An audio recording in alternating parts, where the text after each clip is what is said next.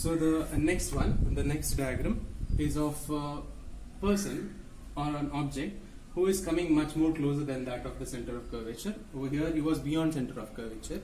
He comes walking towards the center of curvature and he stands on the center of curvature. That is to F1 point or the C1 point. Okay, he stands on that point, exactly the center of curvature of convex lens. So the lens is here, the person is here. One light ray will travel through the optic center straight in line without undergoing refraction. Then one more will travel parallel to the principal axis and it will pass through the principal focus. Okay, these two lines will meet up at a certain point which is at the center of curvature of the right hand side. Okay, so you can see if the object is placed at the center of curvature on the left hand side, the image is going to be formed on the center of curvature of the right hand side. Okay, so it is very clear. The same image is formed here, which is of the same size, and there is no change in the size, just that the dogs are more interested in my class. Okay, dogs are very much excited to learn about the convex lenses. They won't stop barking. Okay, I will teach you all also. Okay, next time I'll ask the dogs to come and sit in my class, so they will learn about the convex lens and concave lens also. Okay, they will not let us study. I'm so sorry, the dogs won't stop barking, so we'll continue. Okay, so I told you all that here the convex lens is kept here, and the image of that particular person who is standing on the left hand side of the center of curvature of that convex lens is formed on the right hand side of the convex lens. Okay, the center of curvature of the right hand side.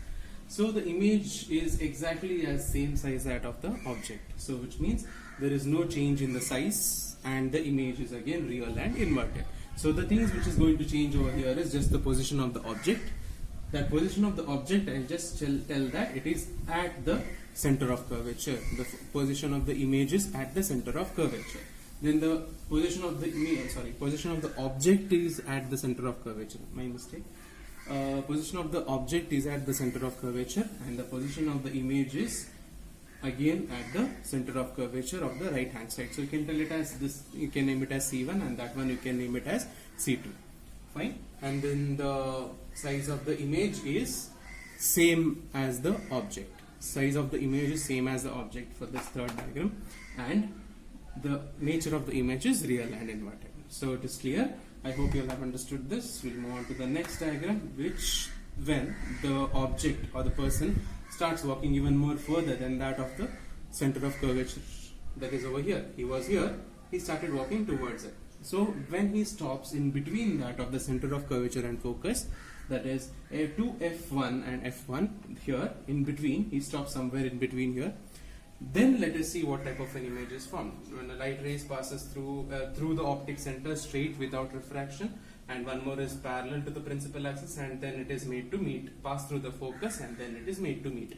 So we can see that these two lines, these two light rays meet after the center of curvature of the right hand side. Okay, meet after the center of curvature of right hand side, and you can see that these light rays are meeting at a certain point where the image is much more larger than that of the object. Okay, so the here image formed will be enlarged.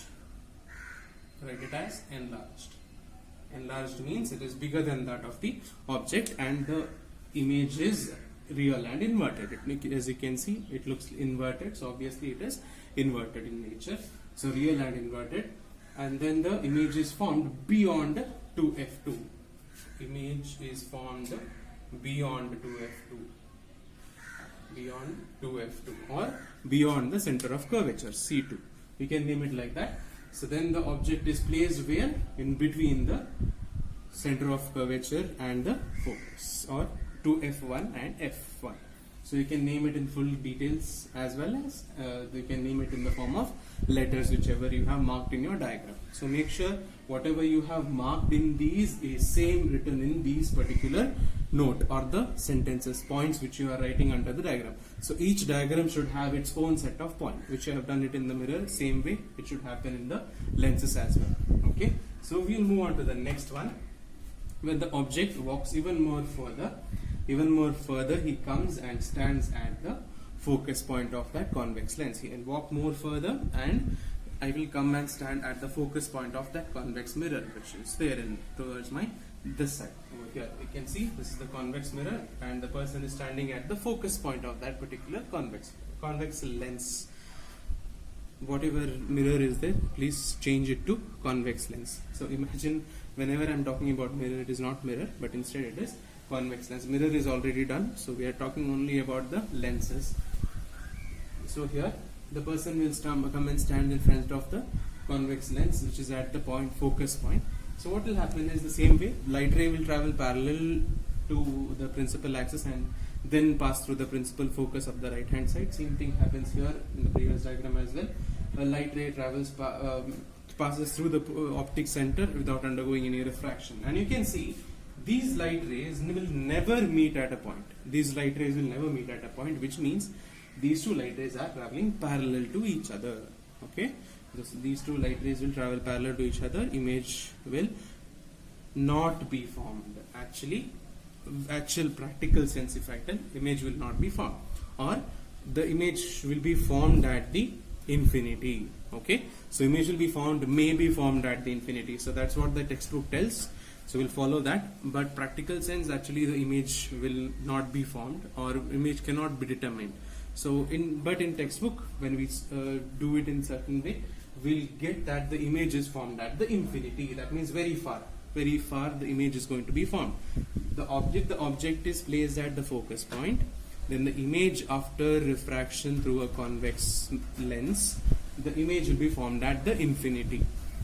So here for the third, this one, I can tell that here for 1, 2, 3, 4, the E diagram for this one, if the position of the object is at focus point, is at focus F1 if I call it, then the position of the image is at infinity. Okay, then the relative size of the image highly enlarged. Okay, highly enlarged, or actually it cannot be determined. In practical sense, if I talk, it cannot be determined because image is formed at infinity, but we don't know where to catch that image. So which means I cannot determine what type of an image it is, but for the syllabus sake, you will have to write this answer as highly enlarged. And again, since it is forming on the below part of this particular convex lens, so I can call it as real and inverted. Okay, so the image is formed in the lower side of that. You know studied in the sign conventions. If any length is, any height or something is below this line, then it is negative, so which means it is real and inverted. So you can determine it in that way. So understand this diagram as well, then I'll move on to the next one. So what happens if the object even walks more further and comes and stands in between the focus and the optic center? Okay, that is in between the mirror. This convex lens is very closer to me, and the focus is there, and the mirror, the lens is right here. The person comes and stands in between the focus and the optic center. So what happens here is, one of the light ray will travel through the optic center, just like that. Okay, maybe I'll make it a little smaller, so that the diagram becomes easy. Okay, imagine this is some kid. Okay, so this is some person who is short in size. Okay, this one.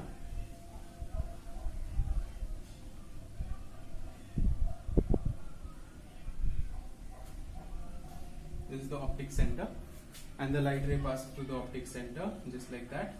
And one more light ray travels parallel and passes through the principal focus. Okay, travels parallel to the principal axis and passes through the principal focus. Just like that. I hope you all have. You can check your diagram in the textbook as well to understand it in a better way. But I'm telling you all how the light rays are traveling right here. So it passes like this and like this. But you can see, even if I extend it, no matter how much ever length I take it, it is not possible for me to form a diagram. That means it is not possible for these two rays to intersect. But that doesn't mean it is like this also. Here it is not possible for me to extend it in any direction and get the image. But see this one. if I extend it in the opposite direction, okay, you can see if I extend it in the opposite direction, the image is formed. If I extend it in the opposite direction, the image is formed, which means that the image will be formed if that object, the light rays are extended in the opposite direction. So here, if I extend this light ray in the opposite direction, the image will be formed, but that image is an imaginary image. Actually, I cannot tell that this actually image is there because light ray is not coming in the opposite direction. So only I can tell that this is an virtual image and it is an straight image. So this is straight image, same as that of this person's, the object's image. The height is much enlarged. The nature is this is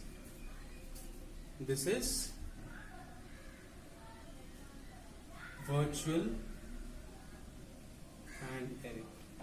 Okay, virtual and erect or straight image. So understand this clearly. So the person is in between the focus and optic center. The light ray, one of them will pass through the optic center and pass through it, and one more will refract and pass through the focus.